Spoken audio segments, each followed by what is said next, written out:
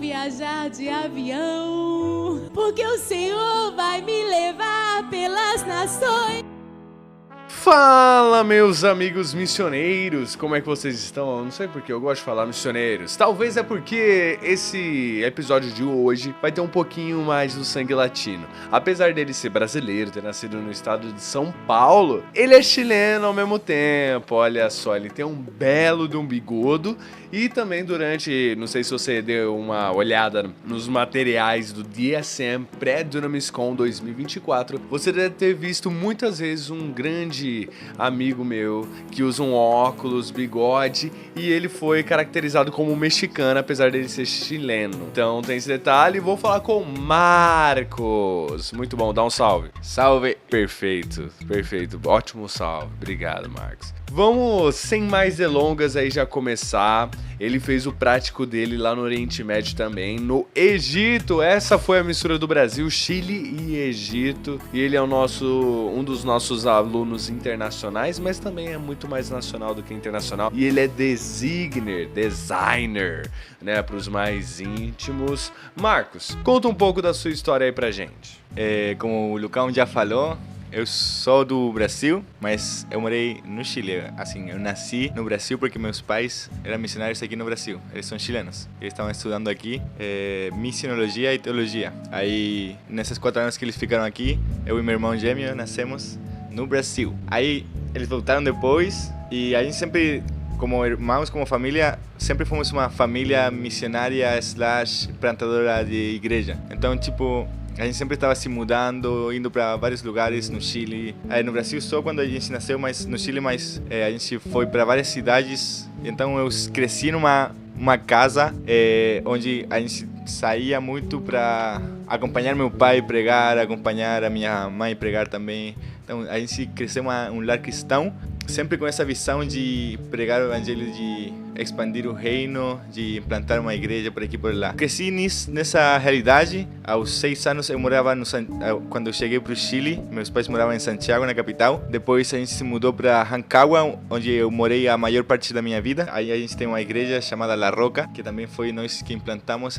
Meu pai ia para lá no começo, quando eu tinha uns 8 anos, ele ia para lá como um grupo pequeno. E depois a família toda foi para lá, não tinha muita coisa lá. Só éramos nós nos primeiros cultos, com algumas pessoas, alguns contatos. E meu pai, eu sempre lembro dessa cena que meu pai pregava como se estivesse cheio. Isso me motiva sempre, porque meu pai tinha muita visão de futuro. Ele tinha muita fé de que um dia ia ser algo grande. E hoje em dia é a nossa igreja local, e é uma igreja de 300 pessoas, que para o Chile, se você conhece o contexto do Chile, é uma igreja grande, porque no Chile a maioria das igrejas são pequenas. Tem algumas, não tem mega igrejas no Chile, como no Brasil, como nos Estados Unidos. Então, depois disso, a gente cresceu lá, a gente plantou uma igreja em Valdívia, depois a gente retornou, depois de 2 anos. Mas assim, minha história é nesse contexto, eu cresci nesse contexto. Muito tempo da minha vida eu estava, e como filho de pastor, filho de uma pessoa que estava implantando, que a gente acredita que era uma família implantadora.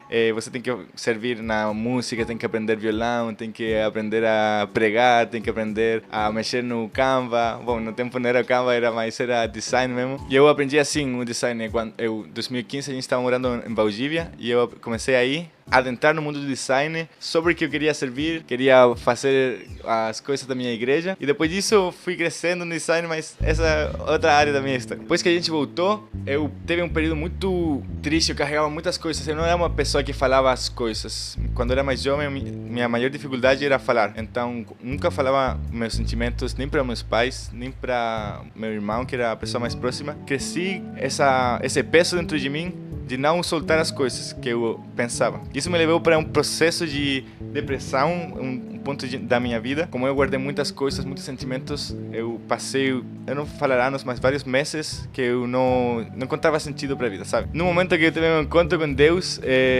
eu tive um momento de falar. Eu falei muitas coisas para meu irmão, para minha família, e aí consegui liberar meu peso dentro de mim. E isso me levou a ter uma visão mais ampla do que estava acontecendo na minha vida. Isso me levou a ter uma leveza no espírito, uma leveza na alma, e isso me levou também para ver como Deus me estava chamando para outras coisas, não somente para mim, porque quando eu estava nesse período triste, eu só me focava nas coisas ruins que estavam acontecendo comigo. Eu era uma pessoa muito temerosa, então eu não dava um passo de fé porque eu tinha medo de errar. Eu tinha medo de estar na faculdade e fazer o que eu queria, errar no intento. Então eu nunca fiz o que eu queria. Depois disso eu comecei a sentir muito forte no ano 2020.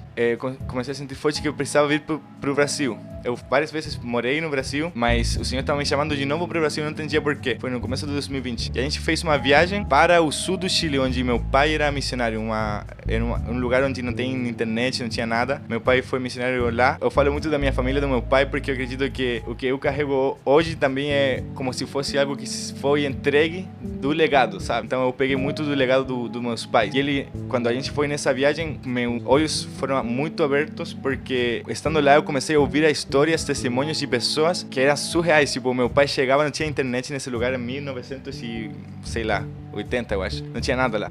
Meu pai chegava e a pessoa que ia pegar ele sonhava com ele que chegava nessa hora. E aí ele ia buscá-lo. E ele, tipo, meu pai só orava para que alguém fosse buscá-lo. Então eles se encontravam. E pessoas sendo curadas, pessoas sendo ressuscitadas. Muito mover de Deus. E eu, quando estava ouvindo esses testemunhos dessas pessoas, eu falei, meu Deus, eu quero viver algo assim também.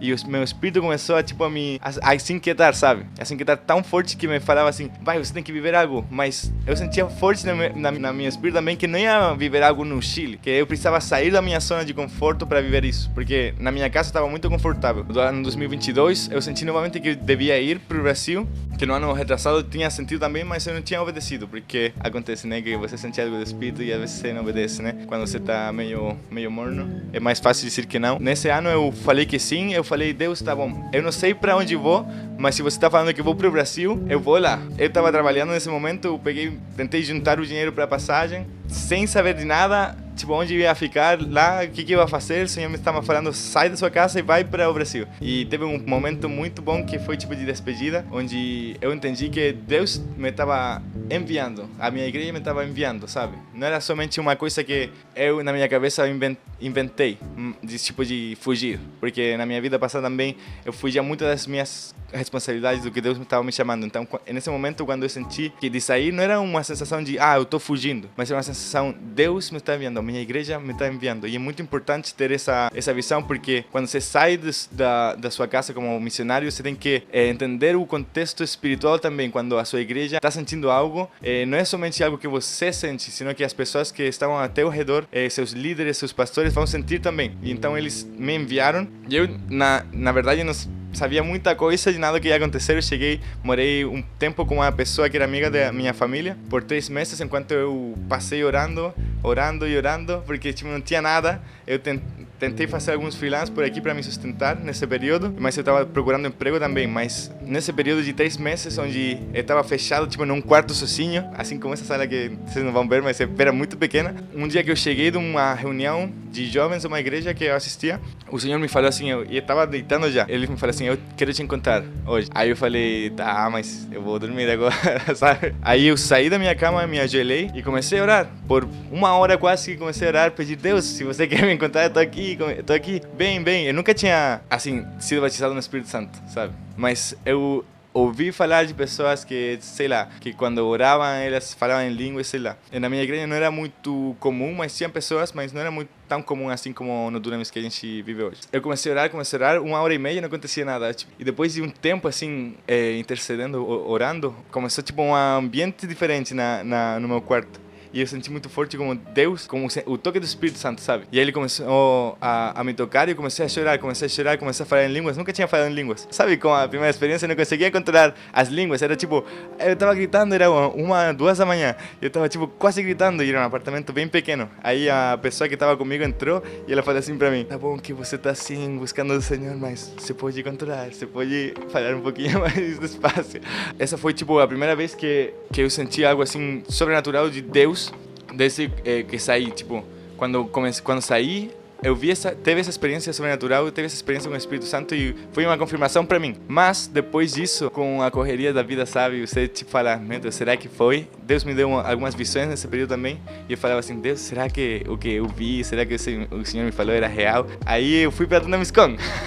Dunamis Conference 2022. Foi muito bom, o Senhor falou muito comigo. Na última sessão que o pastor Teo falou, ele fez uma ministração ao final da pregação que ele falou assim: agora a gente vai esperar o Espírito Santo, porque ele estava pregando sobre a igreja. Aí ele falou que para sair, você precisa do Espírito Santo, e que ele te dá ousadia, te dá fé, te dá as palavras, né? Assim, para mim era doideira. O primeiro encontro assim com Deus foi no meu quarto. Eu não tinha ninguém para me direcionar, falar. Mas aí nessa meditação, 5 minutos passou assim em silêncio. E eu estava falando: Senhor, se o que eu vivi no meu quarto é real, me toca hoje de novo. E aí, do nada, o Senhor me tocou de novo, pum. E eu comecei a falar de línguas de novo, assim, como se fosse a primeira vez. Não conseguia me controlar. E uma pessoa também veio até mim e falou: você consegue controlar, mais tranquilo, porque é sério, eu estava tipo muito eufórico, assim. Bom, e nesse momento, nessa conferência também, eu recebi muita palavra sobre viver um tempo na farm. Nesse período que eu esteve no Brasil, eu estava vivendo uma vida tipo de missionário, porque eu saí da minha igreja, vim pra cá, eu me reunia com pessoas a estudar a Bíblia e tudo. E de fato, o estudo bíblico que a gente estava fazendo foi de Deus, porque a gente vê um crescimento, a gente vê como depois se tornou uma igreja, e tudo começou com esse estudo bíblico que nós estávamos fazendo. Mas eu sentia muito forte que eu precisava me aprofundar mais. Eu sabia que eu estava fazendo algo para Deus, ou o que Deus tinha me chamado, mas eu precisava me aprofundar mais em liderança, eu precisava mais de como eu falo para as pessoas, como eu prego, mesmo que eu já tinha experiência tipo pregando. Então eu senti que precisava ir além do que eu sabia, ir além da base que eu tinha, né? E quando eu recebi esse batismo do Espírito Santo no meu quarto e na conferência, eu sentia muito forte que Deus me estava chamando para sair mais. Mesmo que eu já tinha saído da minha zona de conforto, da minha casa, Ele me chamava: faz mais, ousadia. Aí eu comecei a orar, Deus me proveu trabalho nessa temporada. Eu apliquei para Metanoia nessa conferência, só que aí eu fui rejeitado, né? Essa história é engraçada. Eu fui rejeitado e depois de uns meses eu comecei a trabalhar e eles me ligaram de novo e falaram: não, teve um erro na sua aplicação, você foi aprovado. Mas eu falei para eles: bom, agora eu tô trabalhando, um mês quase trabalhando, e eu não ia, tipo, deixar. Eu tava carteira assinada, eu sou brasileiro, né? Tenho carteira assinada. Eu ia sair, tipo, do nada. Então comecei a trabalhar, comecei a poupar o dinheiro para vir esse ano, 2024, né? Trabalhei na igreja da cidade, foi muito bom, eu aprendi muito sobre design, sobre como administrar, como sobre liderar também. Tipo, Deus estava me preparando esse ano, 2023, em várias áreas que eu precisava ser polido. E comecei a sentir que Deus me estava chamando para esse lugar de preparação, né? Enquanto isso, ao final quase desse ano, eu fui demitido e eu tentei procurar outro emprego, mas não achei nenhum lugar e eu tive que usar todas as minhas poupanças, suprir minhas necessidades no Brasil, né? Porque eu não estava morando sozinho até. Eu tinha me mudado já da casa dessa pessoa, estava morando sozinho. No final do ano, Deus foi muito bom, que quando eu retornei pro Chile, porque eu fui passar as férias lá com minha família, eu já não tinha dinheiro nenhum, mas eu consegui, tipo, deixar tudo pronto, sabe? Eu fiquei zerado, mas Deus proveu até o último momento que esteve no Brasil. Mas aí, quando eu cheguei nesse ponto, eu estava muito triste, porque todas as minhas poupanças já não... Tipo, meu esforço, meu trabalho foi para sustento, né? Não foi para a matrícula, para o DSM. E eu tinha guardado 14 mil reais, tipo, tudo isso para um mês e a matrícula, sabe? Quando eu voltei, eu já tava sem ânimo, eu falava assim: não, agora acho que não é para mim ir, sabe? Aí teve um campamento de jovens na minha igreja e eu fui convidado a falar sobre o Espírito Santo. Aí eu fui, preparei um tema sobre os dons do Espírito Santo. Aí uma menina veio a palavra e ela falou assim: o que Deus fez nesse ano foi Deus que fez. Tudo que você passou foi Deus que fez, Deus estava, tipo, te preparando. Mas agora você tem que dar o passo de fé. E Deus está te chamando a ir novamente. E eu entendi na palavra que eu precisava vir para o DSM, né? E aí eu falei: meu Deus, eu tô de novo me lamentando nas coisas ruins, tipo, que me aconteceram, e não tô vendo o futuro, não tô vendo o passo de fé que eu tenho que dar. Tipo, tô delegando minha responsabilidade a outro vai fazer, sabe? E aí, quando eu teve essa palavra, eu comecei a correr, comecei a falar: tá bom, agora vou tentar o dinheiro, sei lá, era 2 semanas para que o DSM começasse. Do nada, assim, fiz a entrevista, fui aprovado na primeira, depois fui aprovado na segunda em menos de uma semana. E depois disso, orando lá, minha família, que era meu primeiro contato, eles me ajudaram e consegui ter os 10 mil reais para pagar em menos de 2 semanas. Foi confirmação doida. E depois disso entrei no DSM. Vim para cá 2 de fevereiro, começou uma temporada de preparação, uma temporada de polir o caráter. Como eu tinha morado sozinho todo esse ano, não tinha essa costume de morar em comunidade aqui no DSM, mas Deus tratou o meu coração, Deus tratou a forma como eu me relacionava com as pessoas também. Ele confirmou muitas coisas no meu coração, no ministério. Ele começou a falar sobre as missões, sobre como eu comecei a ser preparado, como ser mais útil, né? Como ser mais preparado, como ter a revelação de Deus, como você precisa buscar a revelação antes de Deus para depois entregar essa revelação, né? Uma das histórias mais legais que eu tenho aqui é sobre o meu prático, como o Lucão falou, que eu fui para Egito e Líbano. Mas isso foi muito de Deus, porque quando eles falaram para tipo, escolher um lugar, eles falaram assim, você pergunta para o Espírito Santo. Eles colocaram os países lá, e eu não tinha essa comunhão tão próxima assim com o Espírito Santo, mas eu falei, tá bom, Espírito Santo, vamos lá, o que você quer? E ele me mostrou, no começo era Turquia e Líbano. Ele me mostrou Turquia e Líbano. Assim começou a me falar Turquia, Líbano, Turquia, Líbano. Aí eu falei, tá bom, vou aplicar para Turquia e Líbano. E aí eu fui aceito lá. E pra mim foi uma confirmação tremenda, tipo, meu Deus, se eles acham que eu tenho que ir lá, eu também senti do Espírito Santo, eu vou lá, entendeu? Mas aí passou o processo de fundraising de novo, o meu prático custava 15 mil, a Páscoa eu não tinha nada de dinheiro, de novo, a mesma situação que no começo. E aí eu tive uma reunião, já tinha passado muitas semanas desde que a gente tinha começado, e eu tive uma reunião com meus líderes e eles falaram que eu ia ser mudado de time. E eu falei pra eles, não, eu senti do Espírito Santo que tinha que estar nesse time e que tinha que ir lá. E eu falei, eu vou voltar quando eles me mudaram, eu vou voltar aqui. E eles me mudaram, eu conversei com meus líderes se podia continuar fazendo fundraising, sempre honrando a liderança, né? E eles falaram que sim, então eu voltei para o meu quarto, eu pedi para o Espírito Santo a última estratégia. É sempre assim, você pede para o Espírito Santo uma estratégia, ele faz do jeito que ele quer. Eu enviei algumas cartas, nessa Páscoa a gente estava servindo para o Family Weekend, que é um evento para famílias aqui do DSM. E eu estava servindo na comunicação, eu fui chamado para fazer uma revista, que eu estava na infra, e essa foi a época também que me chamaram para comunicação. Mas essa também é outra história. Tinha enviado as cartas a noite anterior, e às 10 começou a chegar os Pix. Às 10 às 11 da manhã eu tinha 7.500. Em menos de 12 horas eu tinha 7.500. Foi à noite. As pessoas começaram a ofertar na minha vida e eu falei, meu Deus, se não é de Deus, o que é? Então eu senti no espírito que eu ia votar, eu me movi em fé, eu dei os passos de fé, eu pedi a estratégia de Deus, e eu fui lá e confiei no Senhor. E aí depois disso, nos 3 dias da Páscoa, que a gente teve Family Weekend, no último dia eu tinha os 15 mil. E os meus líderes voltaram para mim e falaram, eu falei para eles, eu posso voltar agora? E eles falaram, pode. Mas foi tipo muito doido, sabe? Depois disso a gente foi lá e foi uma experiência muito incrível, na verdade. O Senhor já me estava chamando para a Ásia antes de vir para cá. Desde que eu estava no Chile, depois quando eu vim para o Brasil, Deus me estava chamando para a Ásia. Sabia que ia chegar lá, mas eu não sabia quando, né? E quando eu fui lá, os meus olhos se abriram para a realidade. A gente está na Latinoamérica, é muito fácil falar de Jesus, falar de Deus, mas aqui quando a gente estava lá, sim, a maioria das pessoas conhece Jesus, mas não tem a liberdade que a gente tem. Mais no Egito, né?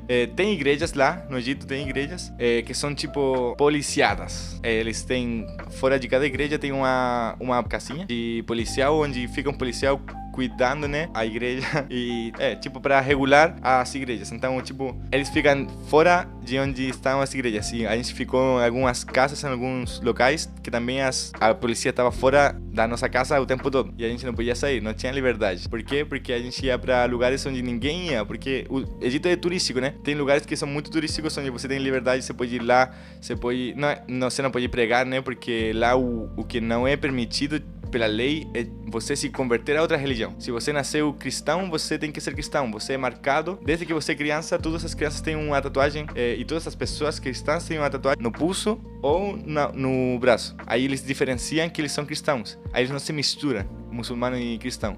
Então você nasceu você é ateu à morte. Senão, o ilegal é você se trocar de religião. Então a gente visitou muitas igrejas, muitos lugares muito surreais, assim, tipo vilarejos, e a gente ia pregar lá, a gente ministrava as crianças, a gente falava do amor de Deus, a gente pregava o despertar também do avivamento do Espírito Santo, para pregar o evangelho, mesmo que seja ilegal, mas dependendo sempre do Espírito Santo, né? Foi tão forte assim que uma das cidades que a gente foi, uma das vilarejos que a gente foi, que a gente passou 5 dias lá, a gente também morava numa igreja e a gente pregava na igreja perto. Foi tão forte que os jovens vieram a gente foi pra outra cidade e eles vieram até a cidade que a gente que tava pra celebrar o aniversário do Mateus, o nosso amigo lá no meu time também. Foram até lá e a gente começou a ministrar eles, começou a falar sobre o Espírito Santo, começou a falar sobre Jesus, sobre o caráter de Deus, como evangelizar, como pregar, como profetizar. A gente começou a ministrar eles sobre vários temas de jovens também. Depois que eles foram embora, eles foram tão cheios, tão felizes, que eles começaram a pregar pro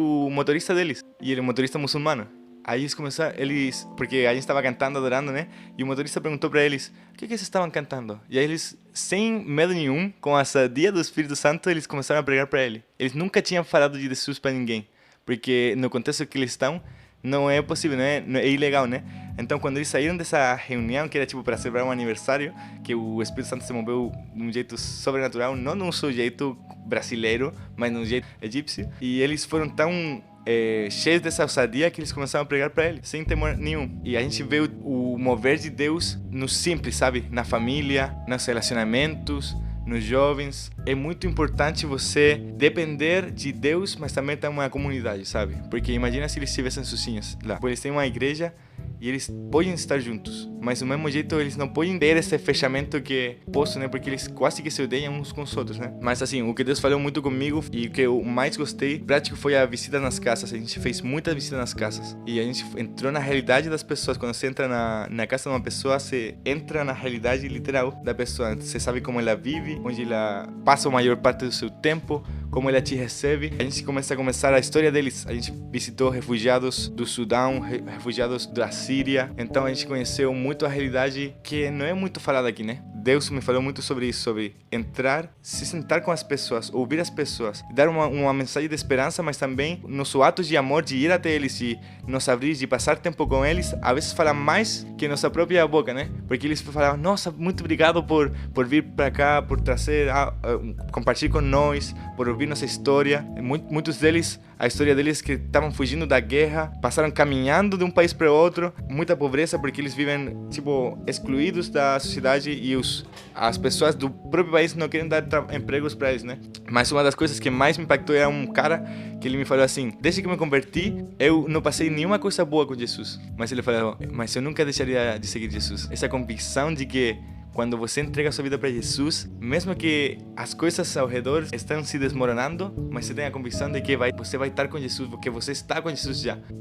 Era uma pessoa, tipo, que para mim era, meu Deus, eu não tenho nada em comum com ele. Eu tentava falar com ele assim, quais são os filmes favoritos, sabe? Eu gosto muito de cinema. Aí ele falava, não sei, filmes da Síria, sabe? E eu falava, tá bom, não conheço nenhum, mas como que é? Aí ele começava a ficar triste porque lembrava a sua infância.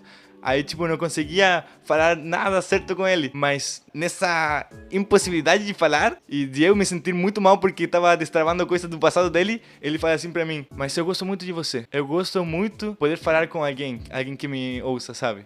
Comecei a perceber que mesmo que eu não fale nada com nada, o Espírito que mora em mim está ministrando as pessoas, sabe? E a paz que excede todo entendimento que está em mim também é traspassada para as pessoas. Um dos lugares que a gente foi também, um skatepark. Aí quando a gente chegava, a gente ia ministrar os jovens lá, eles falavam também, quando a gente estava indo embora, eles falaram assim, quando vocês vêm para cá, é tipo como se uma paz, eles são muçulmanos, sabe? Aí eles falavam como se uma paz viesse com vocês. E a gente fica de boa aqui.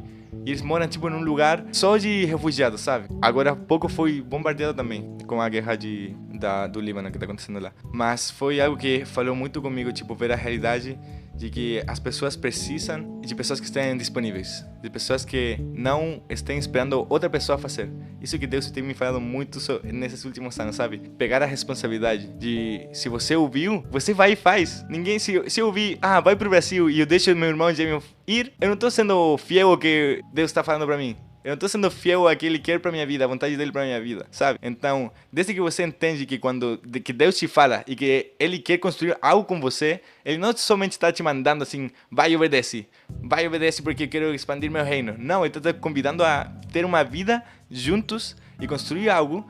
Você entende que a responsabilidade é de você, que Ele te abre o caminho, ele te direciona, mas você tem que decidir todos os dias, eu vou continuar nesse caminho, E sim, é muito difícil você ver a realidade, você ver a perseguição, pessoas esperando você para, tipo, te escortando com armas e você sentir, meu Deus, eu estou preso. Mas quando você tem a liberdade de Deus entre você, a alegria de Deus entre você, você entende que o que você está passando nesse momento é para o bem maior, para o bem das pessoas, para a expansão do reino, para cumprir os planos e propósitos de Deus. Você fica mais que pago, mesmo que a viagem fosse muito longe, bem longe da família, que tenha um custo, que às vezes você não conseguia fazer o que você queria, que você se sentia preso porque não podia sair de casa. Você sabe que Deus está fazendo algo. O mesmo Deus que a gente tem no Brasil, que é o mesmo Deus que a gente tem no Chile, Ele está fazendo algo nas nações. E Ele está esperando pessoas que estejam disponíveis para ir, né? E mesmo que não tenha ninguém, Ele está fazendo do mesmo jeito, sabe? Ele pode se apresentar com visões, com sonhos para os muçulmanos. Tem muito preconceito com o Oriente Médio, sabe? Muitas pessoas falam, você vai lá e você vai morrer, sabe? E ninguém vai te ouvir. Mas se você chega com o caráter de Deus, com o caráter de Cristo, né? Com amor, apresentando algo além que só debater, porque muitas vezes você fala de evangelizar eles, a gente vai debater sobre o Corão, a gente vai debater sobre a Bíblia, e a gente vai mostrar como eles estão errados. Mas não, você tem que ir com o amor de Deus, sabe? Com o amor que conquistou o coração de você, leva lá. Serve as pessoas, porque eles não estão acostumados a que ninguém serva a eles, sabe? Aí você chega e você entra na casa deles, fala pra eles, eu posso orar por você, eu posso servir de um jeito, limpando a sua casa, sei lá. E aí você ora por eles. Aí eles falam depois, eu tenho uma dor aqui nas costas. Aí você fala, eu posso orar por você, acredita que você pode ser curado. Ele é curado. Nesse relacionamento com as pessoas que acontece o mover, sabe? Tinha muitos brasileiros lá também. E eles estão tendo a vida deles ao mesmo tempo que eles estão ministrando pessoas. Você consegue ter uma família e ser missionário. Não é uma questão também para uma pessoa. Você pode construir sua vida com Deus no lugar que Ele tem preparado para você. E se Ele te amou, Ele vai sustentar. Ele vai te dar a segurança, Ele vai te dar a paz, Ele vai dar a segurança para a sua família, a provisão, Ele vai te prover com tudo, sabe? É isso. Ele mete um é isso. Vocês vão ver a versão cortada, mas já tá batendo 40 minutos. E o mais engraçado, eu falei, cara, o podcast tem 25 minutos. Ele, nossa, tudo isso deu. O lado bom é que ele já respondeu como ele virou missionário, já respondeu como é que foi o prático dele no Egito, já pregou. Eu espero que você tenha sido chamado aí pro Oriente Médio aí depois desse pitch, porque foi muito bom mesmo. O Oriente Médio precisa de Jesus, e o Jesus que você pode apresentar pra eles é o Jesus que tá na sua vida. Então viva, seja como o Billy Graham fala, seja a Bíblia que o mundo lê. Agora, já caminhando pro final, quais são suas paradas aí pro futuro? O que Deus tá falando com você pro futuro? Bom, Deus está confirmando muitas coisas na minha vida. Essa última temporada de DSM, Deus tem alinhado muitos pensamentos que eu tinha, sabe? Sobre confiar, sobre fé, sobre ousadia também, sobre responsabilidade. E eu acredito que Deus está me chamando para um lugar ainda mais profundo de preparação, mas para estar preparado para o que Ele tem. Eu acredito que Deus tem me chamado para a esfera da igreja, do artes e entretenimento também. Em algum momento eu vou chegar a escrever roteiros para filmes. No mesmo lugar eu vou estar também servindo a igreja, continuar na implantação de igrejas, como eu falei, porque isso é algo que está tipo nas minhas veias, sabe? Onde quer que eu vou, tem que ter um grupo pequeno que depois vai se converter em uma igreja, sabe? Para o longo prazo, eu acredito que vou estar na Ásia também. Daqui a 5 anos eu acredito que eu vou estar na Ásia, lá, morando, porque será meu plano antes de vir também para o DSM. E mesmo que eu tenha esse tempo de preparação, eu sei que Deus vai me levar para lá. E eu vou construir minha família lá, construir o que Deus quer lá por um tempo, pode ser. Depois Ele tem me falado sobre vários outros lugares também. Então sempre sobre entender o que está acontecendo, sabe? E cara, muito bom, nós precisamos de pessoas no ramo da arte e entretenimento. Você, meu amigo nerd, que escreve, eu gosto de escrever livro, gosto de escrever roteiro, pelo amor de Deus, cara, se levanta. Vamos fazer coisa melhor, por favor. Vai pra Marvel resplandecer a glória do Senhor lá e fazer filme bom, pelo amor de Deus, cara. E mano, pra agora fechar com chave de ouro, quais são as dicas? Me dá 2 dicas aí que você daria para essas pessoas que olham muito pro passado, né? Quando tudo começa a dar ruim, realmente esquece do Ebenezer. Cara, só consegue ver o lado ruim da coisa, mas só que não consegue ver o futuro glorioso que Deus tem separado para elas. Mas quais são as dicas que você daria que é para as pessoas que estão no campo, estão querendo ir pro campo e tem essa parada de ficar olhando para trás e não consegue enxergar o que Deus está chamando elas para fazer? Bom, o que eu falaria para essas pessoas, o que eu aprendi também, confiar na palavra deles, sabe?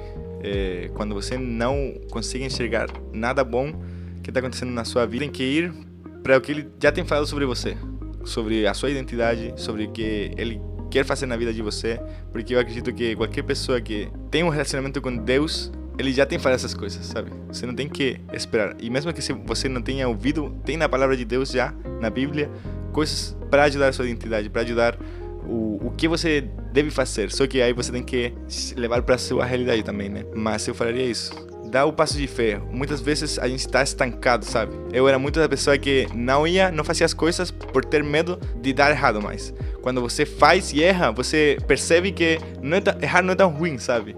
No jeito de... Não deu certo como eu esperava. Não de pecar, né? Quando você se move com ousadia, com fé, você vê o sobrenatural de Deus acontecendo. É um passo de fé. É um passo de fé. Confia no teu pai, rapaz. Essa é a palavra da vez. Confia no seu pai, porque ele é bom, ele é sábio, ele é grande. Nosso Deus grandão. Marco, muito obrigado, meu querido, pela sua história. Muito obrigado pelos seus testemunhos. Que em nome de Jesus, Deus levante mais pessoas para a arte. Deus levante mais pessoas por Oriente Médio. E que a gente possa ver o Senhor se movendo. E, cara, o mesmo passo de confiar é o passo de você levantar do sofá, levantar da sua cama, tomar a sua pirâmide feita por ETs. Ou será que não? E, cara, vai pregar o evangelho e tamo junto. Até a próxima e tchau!